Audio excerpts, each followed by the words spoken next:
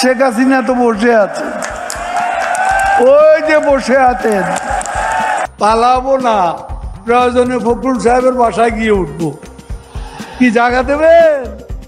ওবায়দুল কাদের ওরফে কাওয়া কাদের বাংলাদেশ আওয়ামী লীগ সাধারণ সম্পাদক।